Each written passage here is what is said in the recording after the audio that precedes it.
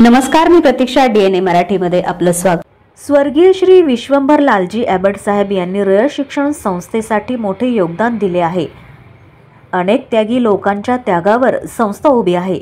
त्यांचा आदर्श डोळ्यासमोर ठेवून भविष्यात वाटचाल करा, आपला परिसर स्वच्छ ठेवा, प्रामाणिक वागा, असं प्रतिपादन फोर्कस इम्पेक्स प्रायव्हेट लिमिटेडचे चेअरमन राजेश जग्गी यांनी केले.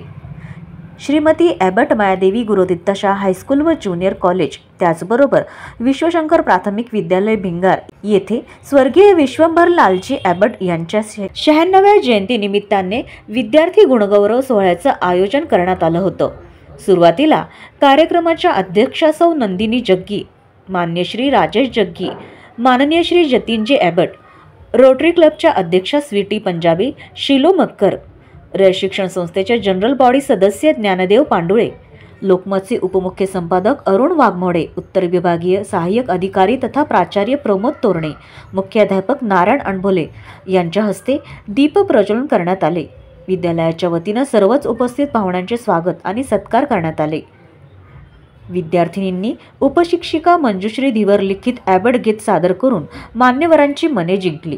कार्यक्रम एकदम मी सोचलं नसतं तसं इतकं चांगलं झालं आहे आणि मुलामुलींना असं पारितोषिक दिले, त्यांचं आभार केला सगळ्यांचा. आणि ते इतके म्हणजे कष्ट करतात तुम्ही, टीचर्स, प्रिन्सिपल, सगळे लोक त्यांना शिकवायला. तर I am proud of the institution. आणि जे वडिलांनी एक लहान हे केलं होतं ते इतकं मोठं झालं आहे आज, तर ते चांगलं वाटतं आहे आपल्याला. आणि मेन की इथं टीचर्स सेल्फलेसली हे सगळं करतात आणि ते सगळ्यात चांगलं आहे. स्टुडंट्स इतके चांगले आहेत. आता आणखीन आम्हाला इथं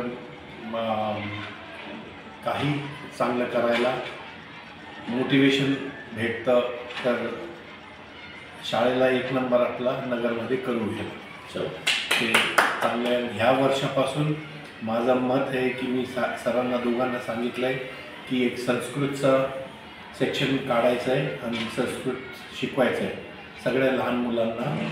आणि आपला हेरिटेज, आपला वेद, पाठशाला ते सगळं सुरू करू. थँक्यू. साजरी करतो. आपल्याला माहिती आहे आपण दरवर्षी ॲबट साहेबांची जयंती साजरी करत असतो आणि आपण विद्यार्थी बक्षिसाची लयरूप करीत असतो. खरं तर त्यामुळं ॲबट साहेबांच्या जयंतीची विद्यार्थी सगळे वाट पाहत असतात. तरी खरं तर या कार्यक्रमाचे प्रमुख अतिथी आपल्या विद्यालयावर प्रेम करणारे, ॲबट साहेबांच्या परिवारावर प्रेम करणारे जग्गी कुटुंबीय, तसेच आपले सहकारी ॲबट साहेबांचे चिरंजीव मित्र जतीनभाई, तसेच या विद्यालयाचे प्राचार्य तोरणे साहेब, प्रायमरीचे मुख्याध्यापक आंबोले सर आणि सर्व माझे सेवक बंधू, विद्यार्थी मित्र. तसं पाहिलं तर ॲबट साहेबांच्या जीवनावर तोरणे साहेबांनी बऱ्यापैकी आढावा दिलेला आहे आपल्याला. मी काही जास्त बोलणार नाही, परंतु एक जयंतीनिमित्त आपण का साजरी करत असतो, जयंती पुण्यतिथ्या, आपण त्या माणसाचे काहीतरी आदर्श घ्यायचे असते आणि त्या आदर्शाची वाटचाल आपण चालायची असते, म्हणून आपण ते ॲबट साहेबांची जयंती साजरी करतो. कार्यक्रमात आम्ही सहभागी झालो. फारच छान वाटलं. एकदम घरासारखा माहोल होता आणि ॲबट साहेबांबद्दल तर जेवढं सांगावं तेवढं कमी पडतं. त्यांनी शाळेसाठी एवढा केलेला आहे. कार्यक्रम फार छान, सुव्यवस्थित, सुनियोजित याच्यानी झालेला आहे. स्टुडंट्सचाही पार्टिसिपेशन फार चांगला होता. अध्यापकांनी फार इंटरेस्ट घेतला आहे हे मॅनेज करायला आणि फार छान वाटलं. माननीय स्वर्गीय ॲबट साहेब यांनी हे जर रोपटं लावलं नसतं, हे विद्यालय सुरू केलं नसतं, तर आज आपण इथं नसतो. आणि म्हणून ॲबट साहेबांच्या आजच्या या स्मृती दिनानिमित्त मी त्यांना सर्वप्रथम विनोदास अभिवादन करतो. आज विद्यार्थी गुणगौरव सोहळा संपन्न होत आहे. कर्तृत्ववान विद्यार्थ्यांचा सन्मान आजच्या या निमित्ताने होणार आहे. ज्या विद्यार्थ्यांचं कौतुक होणार आहे त्या सर्व विद्यार्थ्यांचं मी सर्वात प्रथम विद्यालयाच्या वतीने हार्दिक स्वागत करतो.